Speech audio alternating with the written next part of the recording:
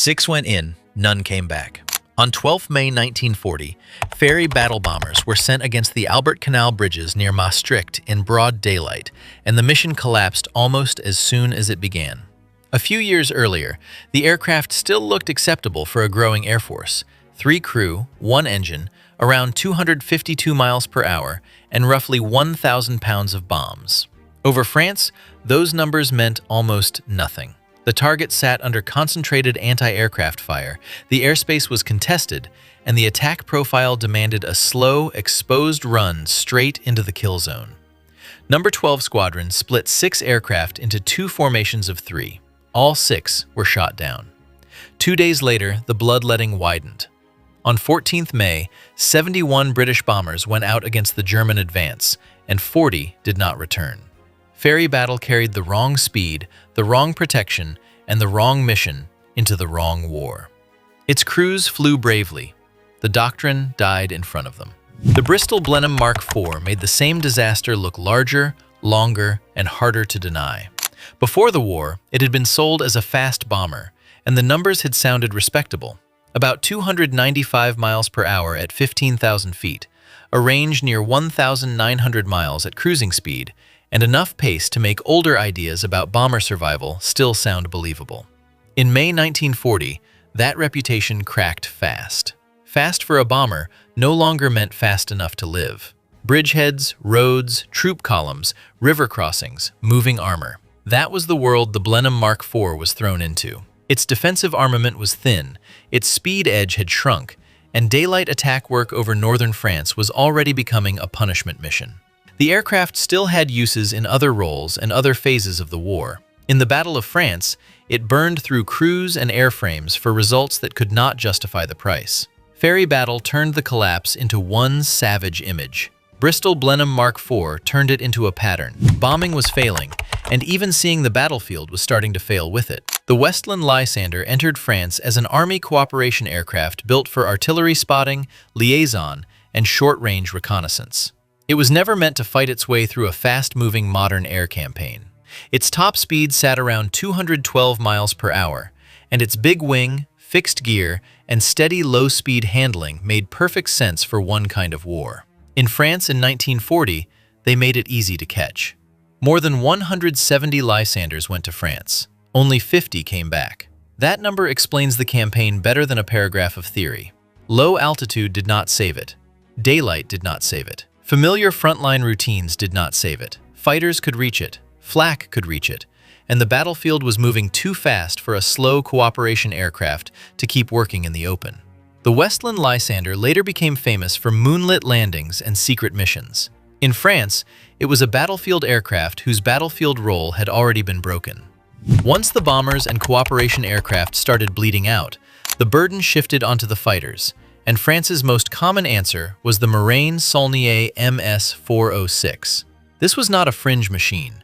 It was the main French fighter of the campaign, with 1,176 built overall, a top speed of roughly 304 miles per hour, and a 20mm cannon firing through the propeller hub. In the late 1930s, that had looked like progress. In May 1940, progress had already moved again. The Morane could turn well, skilled pilots could still get kills in it, and its units claimed 191 confirmed victories, with another 83 probables during the campaign. Around 400 were lost in the fighting. That balance tells the story cleanly. Morane-Saulnier M.S.406 could still fight. It could not carry the weight of the whole air battle. Against the Messerschmitt Bf 109E, the gaps in speed, climb, and overall combat pressure became harder and harder to hide. France's main fighter was still dangerous. It was also already behind. France knew the Morane-Saulnier M.S.406 was no longer enough, and the Bloch MB.152 was supposed to close that gap. On paper, it looked tougher and more dangerous. A radial engine fighter with a top speed around 316 miles per hour, heavier cannon armament, and a sturdier feel in combat. It also arrived carrying the usual promise of a late pre-war rearmament program: more firepower, more punch, and a better chance against the Messerschmitt Bf 109E. The trouble started before the fighting even settled into rhythm. Early aircraft reached units incomplete. some without proper gun sights, and some with unfinished equipment arrangements, so the replacement was already compromised the moment it reached the line. Even then, the Bloch MB.152 still fought hard. French figures credited its units with 159 victories during the campaign, while 94 were lost in combat. That tells the story cleanly. The airplane could absorb punishment, it was a stable gun platform, and it could hit hard in a dive. Its weak points sat exactly where France could least afford them: short range, mediocre performance at altitude, and a maturity gap that never fully closed before the front collapsed. Morane-Saulnier M.S.406 carried a fighter force already falling behind. Bloch MB.152 carried the recovery effort and arrived half-finished. Then came the fighter that made the French story hurt even more. The Dewoitine D.520 was the machine France had needed earlier. Slimmer, faster, sharper, and much closer to the level of the Messerschmitt Bf 109E than the fighters already carrying the war. Its top speed was about 329 miles per hour. It carried a 20mm cannon through the propeller hub with machine guns in the wings, and once it reached combat units, it quickly built the reputation of the best French fighter in the campaign. Pilots finally had an aircraft that did not feel trapped in the previous year. The timing stayed brutal. The Dewoitine D.520 had first flown in October 1938, but cooling problems, production delays, and the slow pace of getting aircraft into frontline service kept numbers low when the German offensive began. During the campaign, D.520 units claimed well over 100 victories while losing far fewer aircraft in air combat. Those were the numbers of a fighter arriving with real teeth. They were also the numbers of a fighter arriving after the collapse had already started. Dewoitine D.520 entered the battle as proof France could still build a real answer.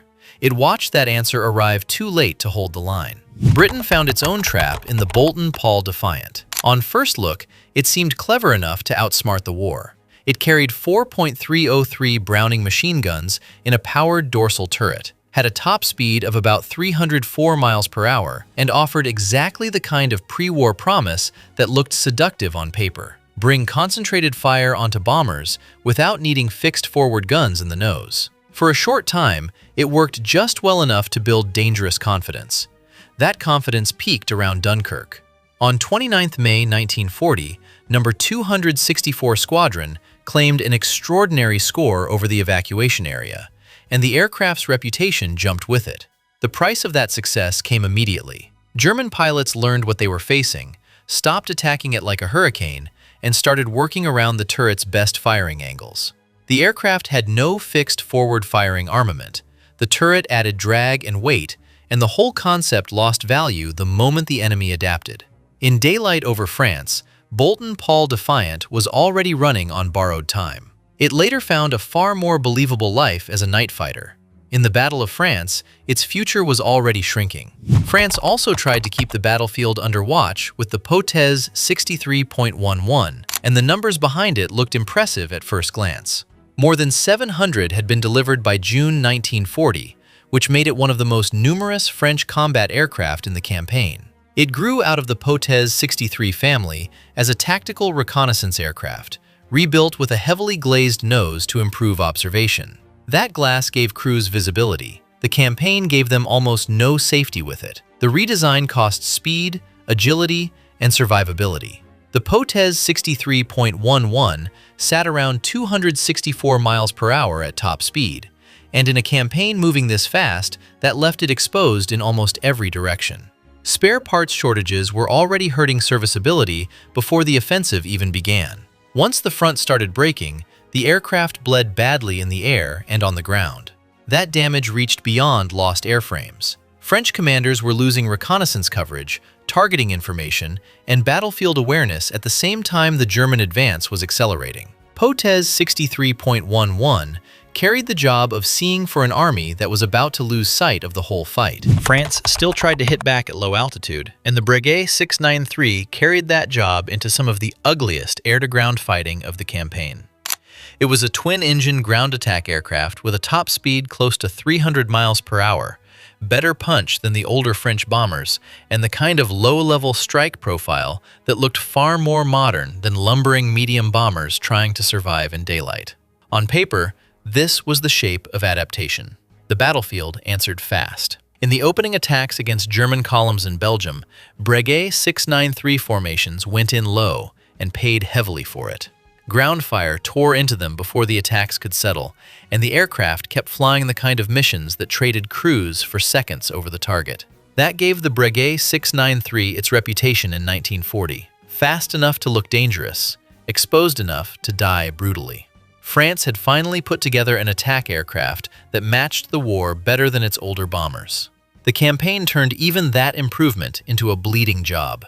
Some aircraft did not fail because the campaign surprised them. They failed because they were still flying after the war had already moved past them. The Amiot 143 and the Bloch MB.152 carried that feeling all over the Battle of France. The Amiot 143 belonged to an earlier bomber world entirely, with a top speed under 200 miles per hour, a boxy shape that looked old before the war even started, and no realistic chance of surviving modern daylight air combat. The Bloch MB.210 was only a little less depressing, also slow, also vulnerable, and already being pushed away from daylight work before the campaign fully broke open. That was the whole point. These bombers had not suddenly become bad in May 1940. They had aged into irrelevance and then been dragged into a battle that was moving too fast, hitting too hard, and punishing every weakness too quickly. Amiot 143 looked like a relic. Bloch MB.210 looked like a design that had run out of time. Over France, both of them turned the gap between pre-war planning and wartime reality into something visible in the sky. The Dutch brought a very different kind of aircraft into the campaign, and the Fokker G.I looked dangerous in exactly the way a small country needed. It was a twin-engine heavy fighter with a top speed around 296 miles per hour, heavy forward-firing armament, and enough flexibility to work as a fighter, strike aircraft, or reconnaissance platform. On May 10, 1940, when Germany invaded the Netherlands, that kind of firepower still mattered. Fokker G.I crews hit German aircraft, especially vulnerable transports, and showed that the Dutch still had at least one machine that could bite back hard. The numbers behind it were too small to change the country's fate. Only about 24 were operational when the invasion began, and they were fighting inside a campaign that was already moving faster than Dutch resistance could absorb. Fokker G.I never had the space, time, or numbers to become more than a sharp local answer. That gave it one of the most frustrating fates in the whole campaign. It was not old enough to feel obsolete, not weak enough to feel ridiculous, and not numerous enough to matter for long. Germany crushed the Netherlands before the aircraft could grow into the role it had been built to fill. Germany brought its own future problem into the Battle of France, and it looked powerful enough to hide the flaw for a while. The Messerschmitt Bf 110 was fast for a twin-engine fighter, reaching roughly 336 miles per hour in early combat variants, and it carried the kind of nose armament that made bomber crews and slower aircraft pay immediately. 4 machine guns and 2 20mm cannon up front. In the opening campaigns, that combination looked impressive. It had range, speed, punch, and enough size to feel like a heavier, more modern way to dominate the sky. France gave that idea room to breathe. The campaign moved fast, the Luftwaffe held the initiative, and the Bf 110 could choose many of its fights. Even then, the warning signs were already there whenever agile, single-engine fighters dragged it into tighter combat. The aircraft could hit hard and still lose the shape of the fight once turning performance and acceleration started to matter. That would become much more obvious later. In the Battle of France, Messerschmitt Bf 110 still looked like a winning machine.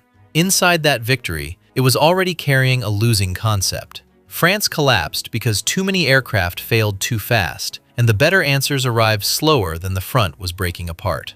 Over Britain, the same war would punish aircraft in a completely different way, under longer pressure, harsher fighter combat, and a sky that exposed bad answers far more brutally. Click and keep watching.